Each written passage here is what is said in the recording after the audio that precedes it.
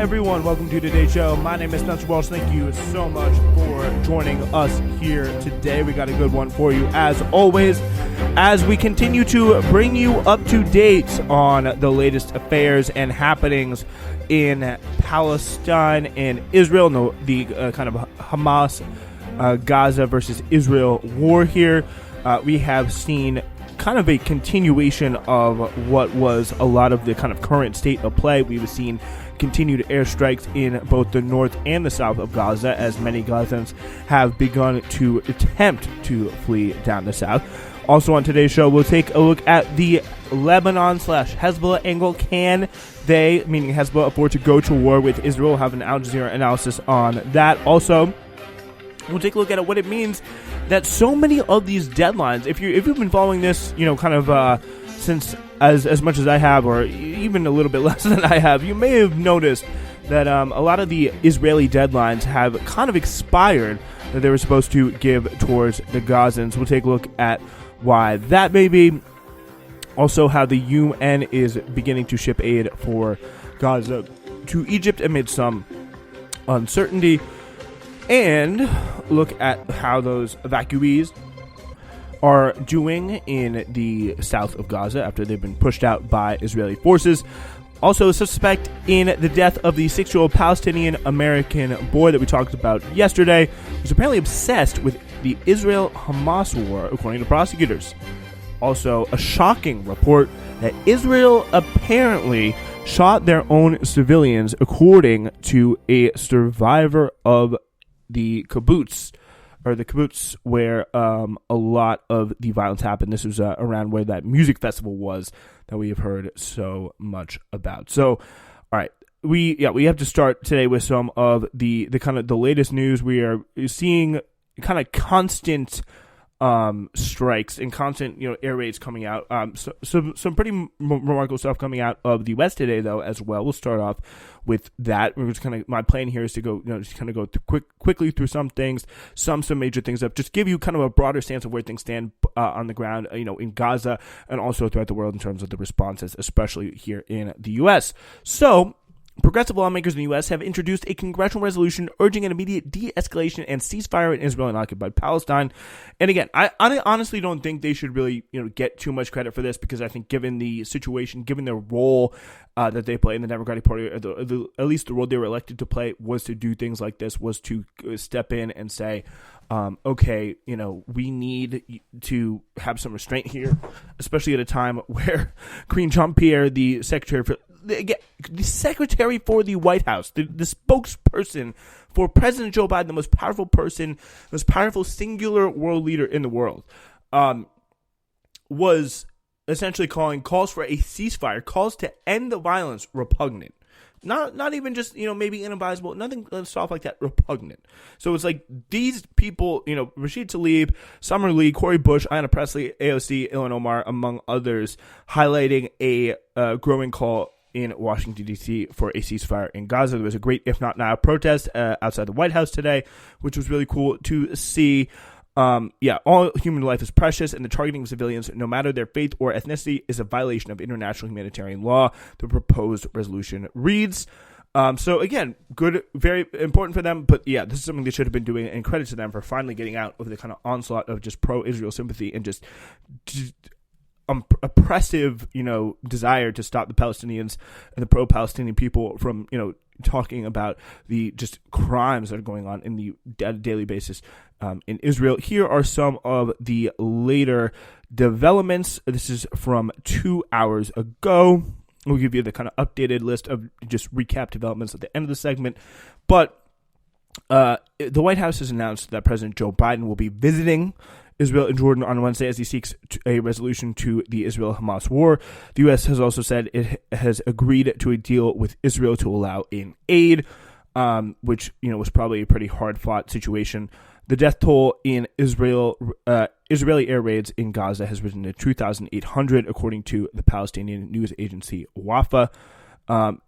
the Israeli forces have detained Gaza workers stranded in the occupied West Bank, and at least one Palestinian has been killed there, according to reports. Just people who, regularly would go from Gaza into Israel proper to kind of prop up the Israeli economy through construction. Mostly was one of the big sectors that they have a role in, and they just happened to be on the wrong side of the fence when Hamas went over, so they have been trapped in Israel ever since then and been detained by Israeli forces.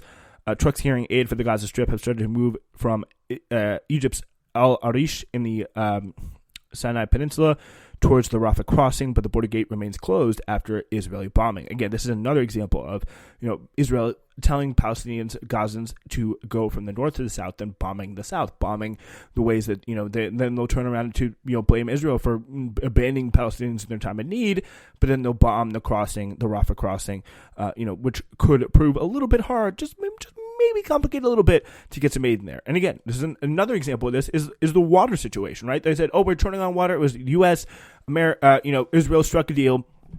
They're turning on water. First of all, they didn't turn on electricity. A lot of the pipes have been destroyed, and there still is no report from the people on the ground there that they actually did it. A great headline, U.S. gets Israel to turn on water for a day or something like that, or, a few hours just for Palestinians to fill up. But A, they didn't turn on electricity to pump the water, which is a pretty important part of the situation. B, they targeted a lot of the water in airstrikes. And C, there's no actual confirmation from anyone on the ground there, in terms of the numerous reporters and numerous kind of human rights people on the ground there, and just the everyday citizens who are just trying to survive. They are not getting access to water. They are still having to cart it around from the south to the north, and horse-drawn buggies, just because things are that bad, or just donkey-pulled carts. It's just really, really horrific stuff. So trucks carrying aid for the Gaza Strip, and they have started to move. But Israel, meanwhile, says it's killed a senior Hamas leader, Osama Mazzini, whom it identified as responsible for prisoners and directing attacks against Israel. Only took them long enough with this really big bombardment and the massive surveillance state that they have there. Palestinian singer Dalal Abu Anmeh, who is known for her traditional songs, has been arrested by Israeli police over a Facebook post, according to news reports. This comes again as Israel continues to crack down on both, obviously non-Jews, incredibly more intensely than Jews, but Jews as well are being cracked down for any sort of anti-government post that would lead towards, just hurting morale in wartime, because it's getting that serious in Israel. It's turning, slipping down that fascistic scale day after day after day. Hamas's Qassam brigade says that up to 250 captives are being held in Gaza, and it's prepared to release these those with foreign nationalities as soon as circumstances allow. So it seems like they're swimming pretty quickly. So really trying to communicate their beef. Their main beef is with Israel, which is interesting to say the least, based on what we've heard about some of the Hamas captives, about how they just want to cause as much terror as possible, as many civilians as possible, to hurt American people, which does not seem to be the case at this point. American and foreign people as well as Israeli people. It seems like their biggest issue here is with the Israeli government and the Israeli occupation, whatever you may think of their tactics or violent fundamentalist beliefs.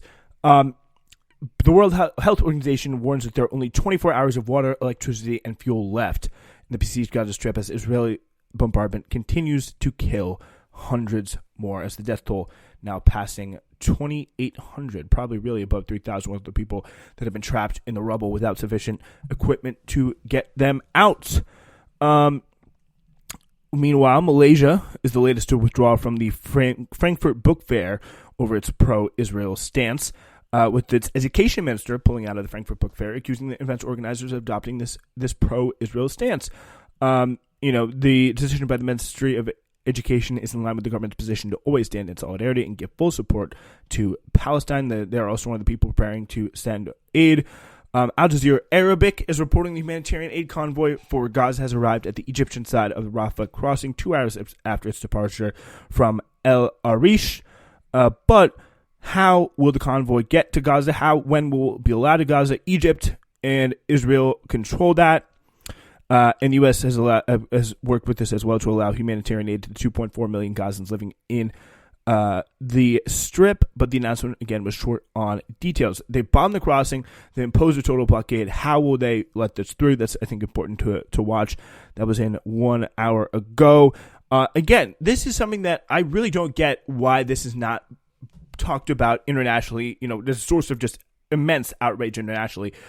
There was an announcement this past Friday that says Gaza, people in Palestine, Palestinians in Gaza have, a day to leave their homes, essentially knowing they'll never come back, and they'll go to the southern half of the Gaza Strip, and they will be safe there. This is what Israel says. And we have, in that time, a civilian bombing, a bombing of the border crossing, and multiple bombings in around Khan Yunis and throughout the south of the Gaza Strip. So it is this, the fact that this is not, this is just not reported, widely and ubiquitously as it should be, that Israel is literally kenneling Gazan civilians into a smaller area so that their airstrikes and their bombardments can be even more effective. What else are we supposed to call this? They're hitting fleeing people. They're hitting people in the south that they said that they were supposed to be safe. This is horrific. This is criminal barbarity right in front of our eyes, and it feels like you're going crazy because no one even talks about it. No one even acknowledges the fact that, hey, they said just 4 days ago they were supposed to be safe over there. Now that there are tens of people dying every day, 25, 35, 45, 80 people, today I think passed away, and it was a quiet day. And how many of those people were in the southern part of the Gaza Strip? Chances are it was a lot. 25 people an hour ago were killed in a raid in the southern Gaza Strip. It's like, this is just a kenneling. It's a trap. It's just fencing these people in and mowing them down one by one. There's no other way to say it.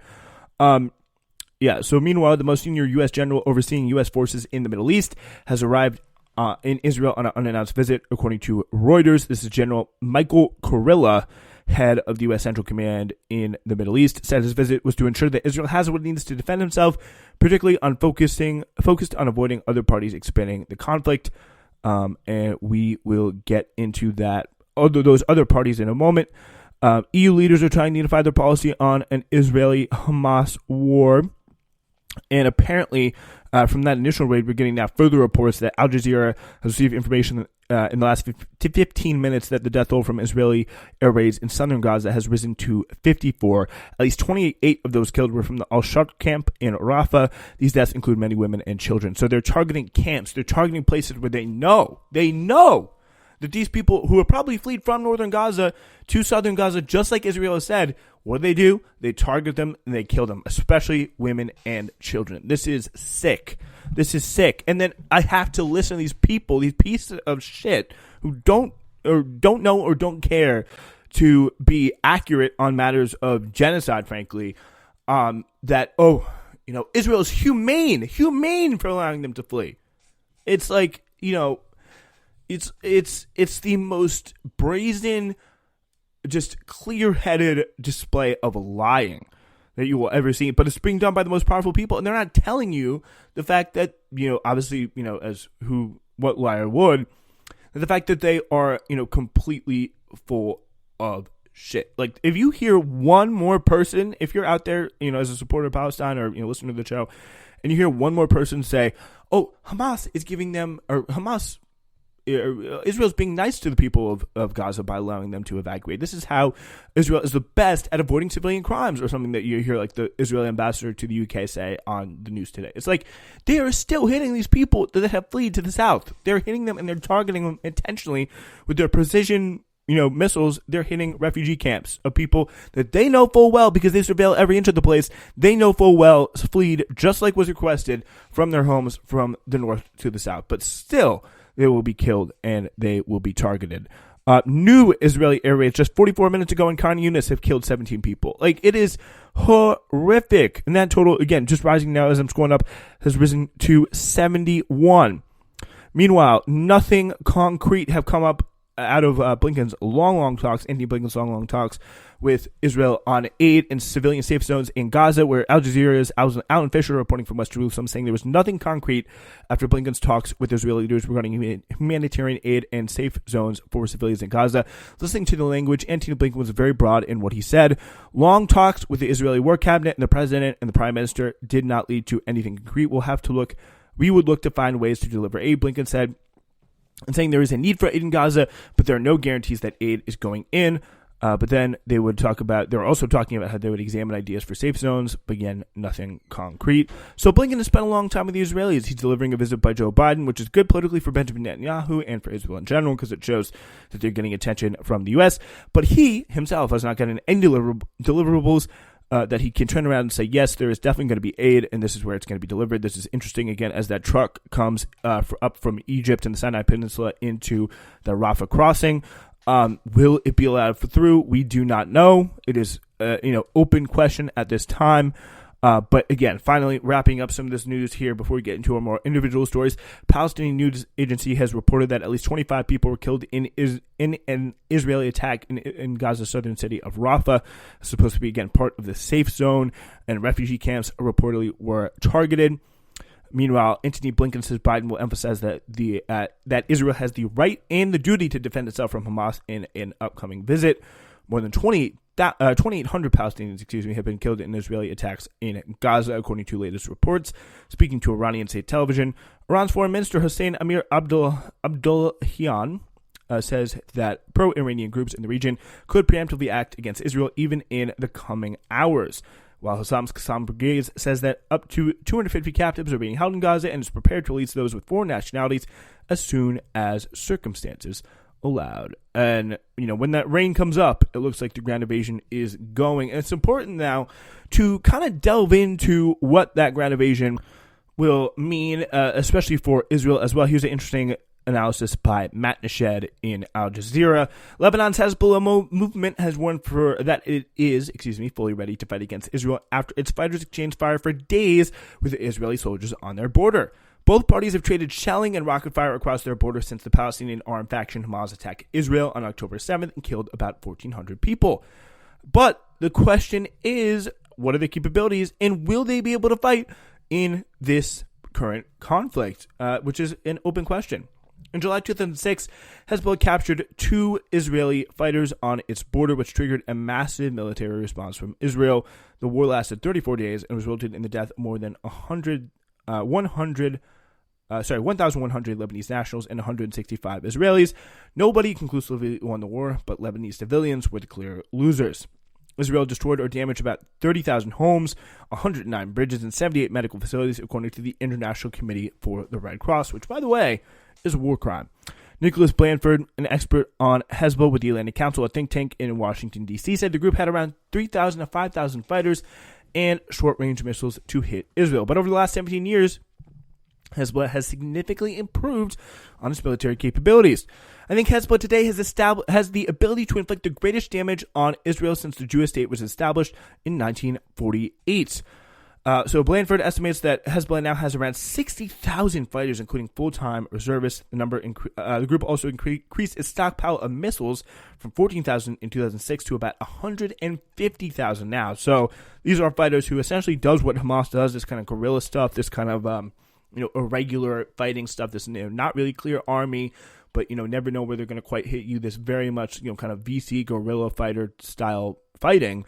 They do that kind of in the same way Hamas does, but they do it 10 times more effectively, efficiently, and with better resources. So that is something that would really cause problem for Israel's. Most of the missiles Hezbollah has are short range, but Hezbollah also, though, has Iranian precision-guided missiles that have a range of 300 kilometers. Blanford added that Hezbollah's Special Forces unit is trained to infiltrate Israel in the event of war as well. Not a surprise, though, that Israeli officials have considered over the last few years Hezbollah to be their primary threat. While limited border violence with Israel and Hezbollah is not unusual, Slim from the Middle East Institute, this is a pundit from the Middle East Institute of Understanding, the Conflict and Resolutions Program at the Middle East Institute, Randa Slim, says that Hezbollah and Iran may decide to open a second front against Israel depending on the level of atrocities committed in Gaza. If Hamas is about to be eradicated, Hezbollah could get involved, she added. Iran has brought together a loose collection of players to make up its resistance axis, which now is a cohesive machine, Slim said. Hezbollah has talked about this idea, calling it a unification of fronts, which is like Article 5 of NATO, an attack on one is an attack on all. I don't think this was the case in the past. Despite the risks, Blanford believes that Iran and Hezbollah will exercise restraint. He explained that Hezbollah serves as a major deterrent against any possible Israeli and U.S. plans to attack Iran, because that would be for infantry, for both U.S. and Israeli infantry, a pretty tough challenge, a tough slug. What makes the U.S. military so powerful and the Israeli military so powerful is what they can do from the air, what they can do missile-wise, what they can do drone-wise, and they're just big, heavy weaponry and tech. What makes the Hezbollah and the Hamases of the world so powerful is the fact that they have quick movement abilities. They are very dense. They're not very dense. They're very agile. They can go from place to place relatively quickly. They can be led on their feet. And they can really surprise and attack and ambush the bigger armies, which is something that would really directly affect the U.S. as well. If there was a war, though, in Lebanon, Hezbollah would be battered and Iran would lose a key means of deterrence. But he did not rule out a possibility of the war. He said Iran could still activate its proxies against Israel if it deems that it is the most opportune time to attack.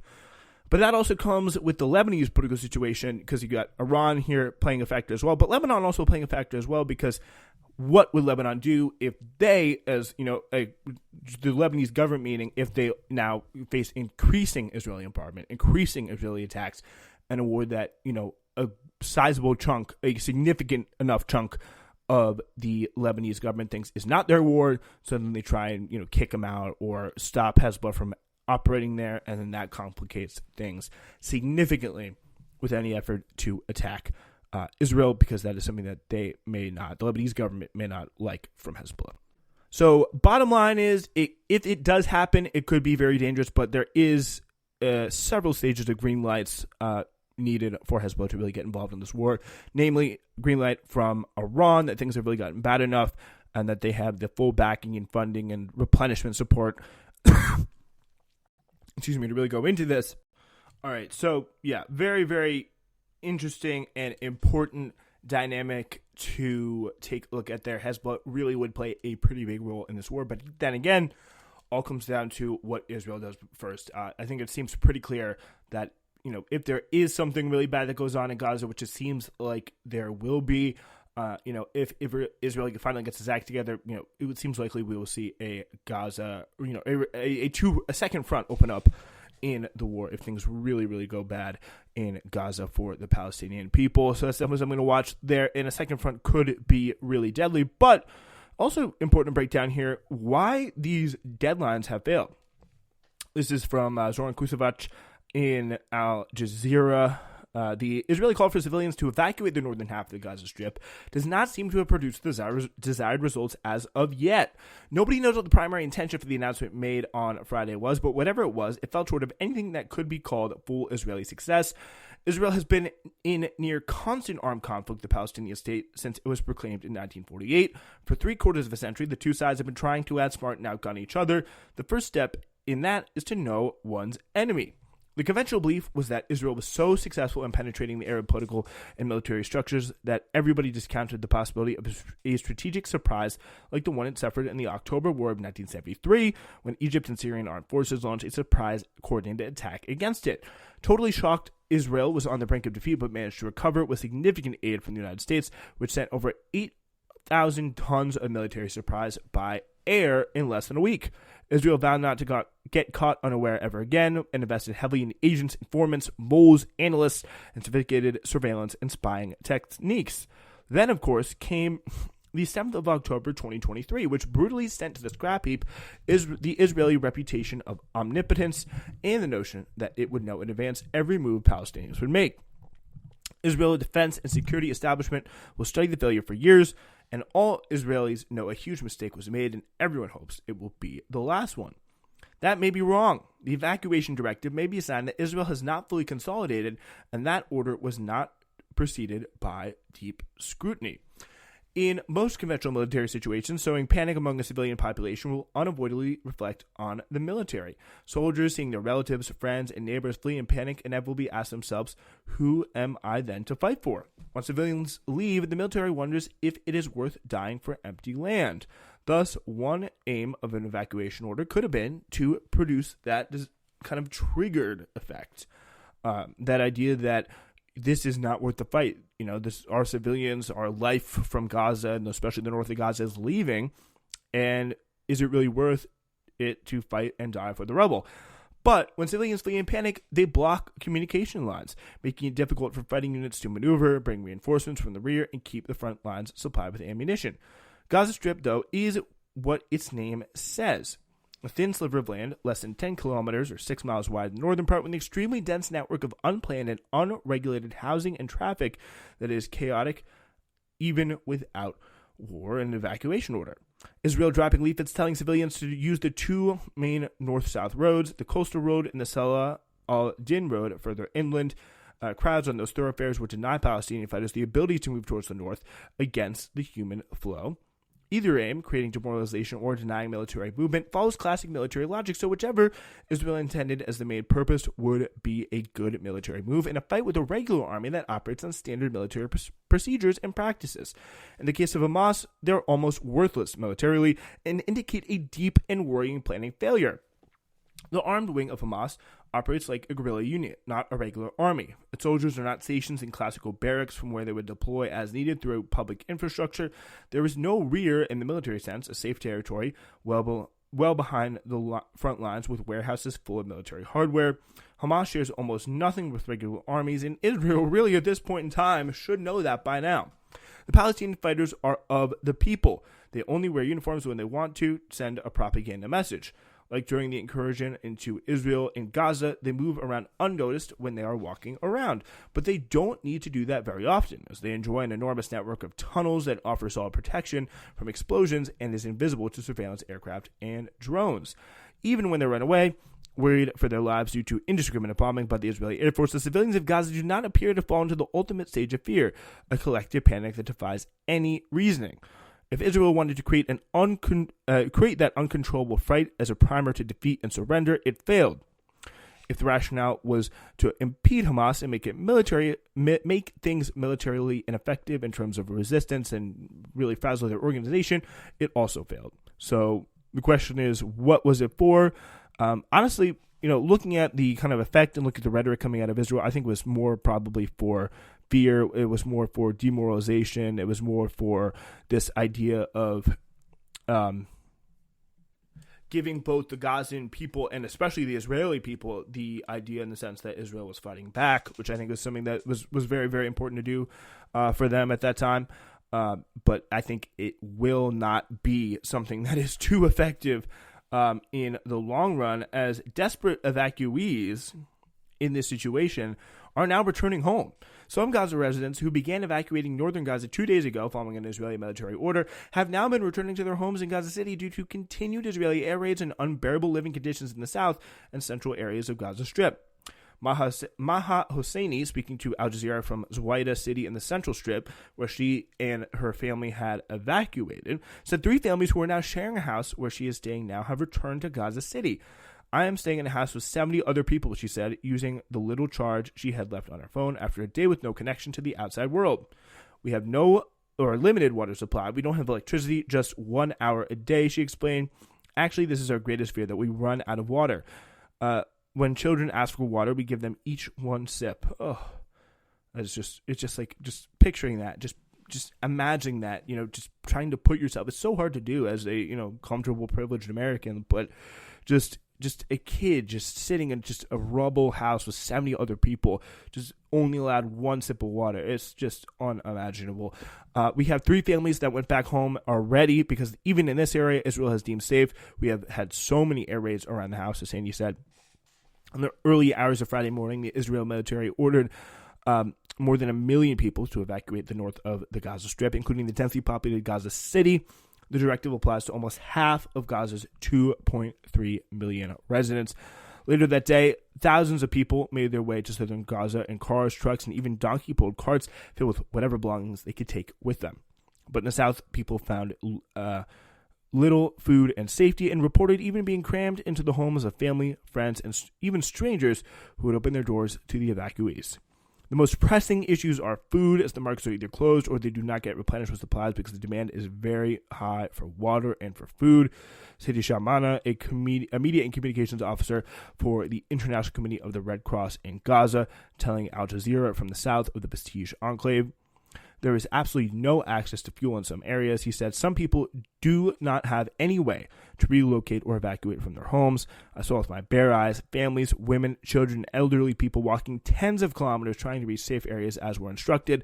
But I think the fact that, they're no longer finding that those areas are safe, that they're finding that those areas too are subject to attack, is probably one of the worst things that you could even begin to imagine. And it's just an absolute failure. And it just shows that this whole fig leaf of some sort of humanitarian justification, which I think also, was a big part of it when you talk about that evacuation, that deadline, was a way for them to say to the West, oh, we're giving these people time to evacuate, time to get to safety, and then bombing them in their quote-unquote safe zones, bombing them when they leave, bombing them as they flee, gives them no choice to say, why don't we just live where we want to live? It feels like, if you're looking at the calculation of the average Gazan, it seems like you're just as likely to die wherever you go. Why not die in your house? That seems to be what it is at this point. Is it just an unimaginable, just cavalcade and just horrific display of suffering and pain for the people of Gaza?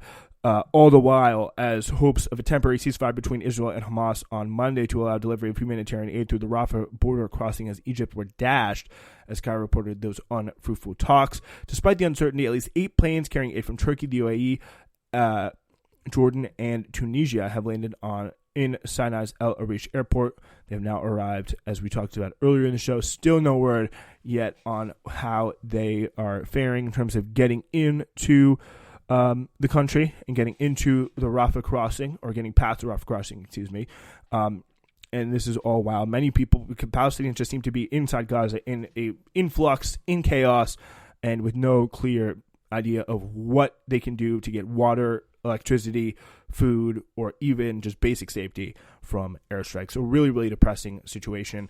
But before we go, we need to talk about this here.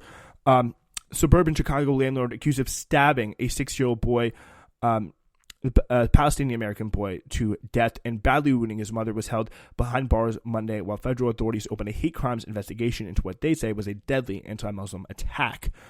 Dressed in an orange prison-issued jumpsuit, his hair disheveled, 71-year-old Joseph Suba answered yes, sir, to the judge, but otherwise sat quietly in a Will County courtroom where he was formally charged with 3 counts of murder, 1 count of attempted murder, 2 counts of aggravated battery, and 2 counts of committing a hate crime, of course, to the tragic death of Wadea Al-Fayoume, linking to the ongoing conflict between Israel and Hamas in the Middle East. In the petition requesting Suba be detained, Assistant State's Attorney Michael Fitzgerald said that right before the attack, the landlord confronted the boy's mother, Hanan Shaheen, and told her he was angry at her for what was going on in Israel. Shaheen stated she responded to him, quote, "Let's pray for peace." The petition said Shaheen stated that Suba gave her no chance to do anything, then attacked her with a knife. So apparently, these people, he just goes, "Oh, I'm so upset about what's going on in Israel, Hamas, whatever. They're so bad." And this woman, this Muslim woman in the area of Chicago, just says, "Let's pray for peace. Let's pray for peace." Then the landlord comes and stabs. It's just unimaginable. Just the continual onslaught of just hate. Suba, the boy's mother, told investigators was an angry man. His wife, Mary, told investigators that Suba listened to conservative talk radio on a regular basis and became obsessed with the war between Hamas and Israel. Sheen told police she had been texting Suba's wife about her husband's hatred for Muslims. Last Wednesday, 11th of October, Suba said he wanted Shaheen and her son to move out of the home. Mary, Suba told investigators. Sheen told deputies that on that same day, Suba confronted her about what was going on in the Middle East. Suba was represented by a public defender but did not respond to requests for comment. He told the court he was a veteran who served in the military. And so talking about, why he was not supposed to, go to jail. Really horrific stuff here. His 32-year-old mother was stabbed a dozen times while trying to protect her son and call for help. Police said she was still recovering in the hospital while mourners gathered for her son's funeral at the Mosque Foundation in suburban Bridgeview. Suba was screaming, "You Muslims have to die," when he barged into the ground floor apartment the mother and the son shared in suburban Plainfield. Family friend Yusuf Hanan told NBC News before the funeral, sending texts she sent to the boy's father. Hanan said Suba also shouted, "You are killing our kids in Israel. You Palestinians don't deserve to live." Shaheen didn't even have 1% suspicion he would hurt the child because Suba had been like a grandfather to Wadea and even built him a treehouse, Hanan said. The child, when he saw Suba, ran to him for a hug and instead was stabbed 60 times. It is just absolutely amazing that this stuff is, it's beyond all human comprehension that, someone could be obviously as evil as this man is. And probably the most tragic part is it kind of seems like this guy had a good relationship with the boy in the first place. He didn't hate him for his religion, or, probably did at least in the deep recesses of his mind, but this obviously brought it all to the forefront and caused him to go crazy.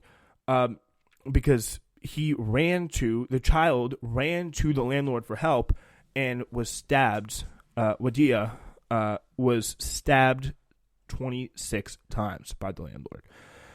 Wadea was pronounced dead at the hospital, after which a forensic pathologist removed a military-style knife with a 7-inch blade from his abdomen, though it was still there.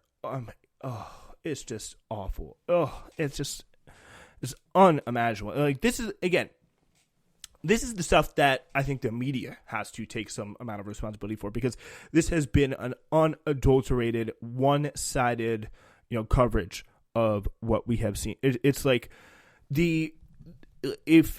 especially if the New York Times, let's put it this way, if New York Times is talking the way the New York Times does about how only talking about the suffering of Israelis in every excruciating little detail, talking about Hamas as these, really awful people, and doing very, very little to conflate them for the people of, with the rest of the people of Gaza, or to not conflate them with the people of Gaza. And then you have, this continual call from even our most powerful, supposedly liberal circles that Israel has a right to defend himself no matter what. You can only imagine what's like on conservative talk radio, the demonic fear, the demonic hate, the anger that's being pushed up to these people that cause them to do something like this. Because this does not happen. People, I would like to believe, this is obviously a great philosophical discussion, but I believe that most Americans, when they see other people on the street, they tend to get along with them, regardless of race, religion, whatever,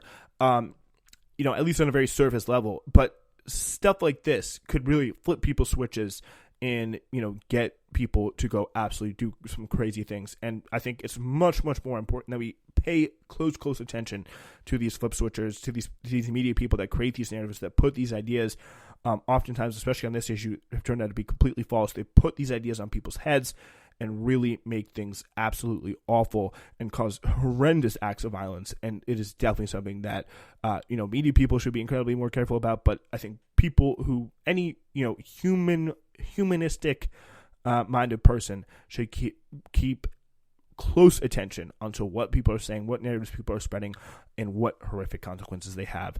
Because more dehumanizing narratives, more horrific narratives of, blame against the Palestinians, intense focus on Israeli suffering while ignoring Palestinian suffering, that is the kind of dehumanization, the kind of anger, and the kind of rage that spreads around the country.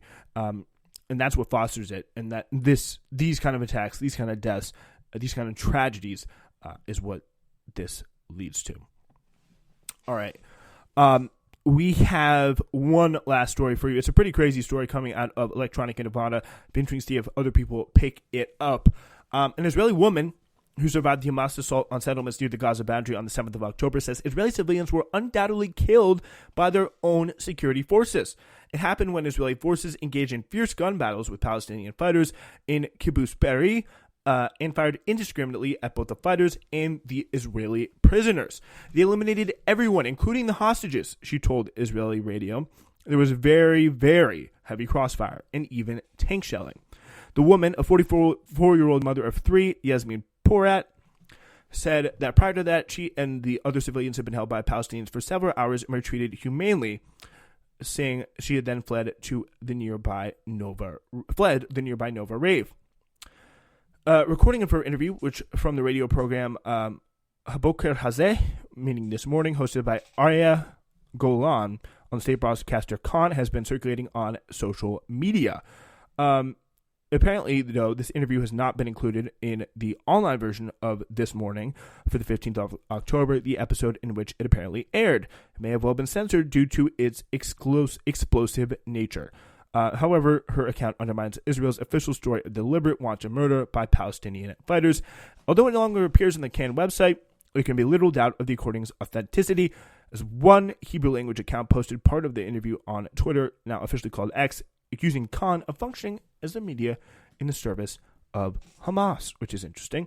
Porat also gave her account to the Israeli newspaper Mariv, leaving out that part about the crossfire. But, this is really some remarkable stuff. Porat said that the wife of a man who had been killed told us that when they, meaning the Hamas fighters, tried to enter, the guy tried to prevent them from entering and grabbed the door. They shut the door. He was killed. They did not execute him. It was not, the way that it was kind of phrased. So according to Porat, she and this other woman, her partner, Tal Katz, she and her partner initially sought refuge in the house of another couple called Adi and Hadass Dagan. After the Palestinian fighters found them, they were then all taken to another house where 8 people were being held captive and one person already been killed. This was, again, this situation at the front door. They shut at the door, and then that guy was killed. Not in any sort of, no, it was a killing of civilians. It was a barbarity, but it was not, an execution like things were being portrayed, according to the survivor of the attack. They were very humane towards me, Porat said on her Channel 12 interview. She recalled one Palestinian fighter who spoke Hebrew told me, Look at me well. We're not going to kill you. We want to take you to Gaza. We are not going to kill you, so be calm. You're not going to die. That's what he told me in those words. And then she said, once I knew nothing would happen to me, I kind of calmed down. I don't know if that would work on me, because if I were Israeli, I would not want to go to Gaza.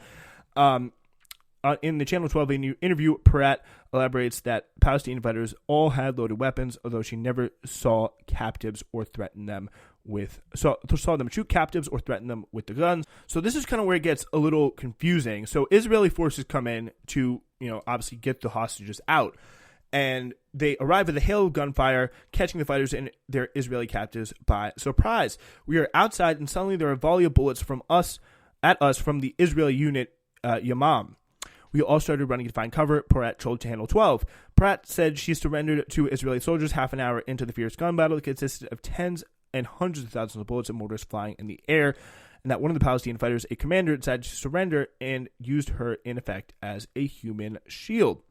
He starts to disrobe. Porat called Khan's Wadea Golan. He calls to me, and he starts to leave the house with me under fire. At the time, I yelled to the Israeli commando when they hear me to stop firing. Then they heard me and stopped firing. She added, I see people from the kibbutz on the lawn. There are 5 or 6 hostages lying on the ground, just like sheep to the slaughter, between the shooting of our commandos and the terrorists. The terrorists shot them, Golan said. No, they were killed by the crossfire, Porat responds. Understand there was very, very heavy crossfire. Golan then says, so our forces may have shot them? This is the interviewer. The woman, the former captive, responds, undoubtedly. They eliminated everyone, including the hostages, because there was very, very heavy crossfire. This also reflects with the Hannibal Directive, which is a long-held Israeli policy to ignore civilians and Israeli civilians in the name of getting hostages back. In the name of just killing as many Hamas fighters as possible and not getting the hostage back. Excuse me for that. So this is really, really remarkable and does fit with some of the past stuff that we have seen. And it really does. And I think also, people know this in Israel. People know that a lot of the way Netanyahu handled this and a lot of the way the Israelis military handles this stuff is cause for a lot of, security concern. If you are an Israeli, you don't want to, and you're living at risk of, constant capture, especially living on the border with the Gaza Strip. That's really the only place if you're really kind of at risk, and even so, not really until the 7th of October. But if you're in a kind of situation like that, you want your government to at least try and negotiate, at least to not come in there, like a bat out of hell.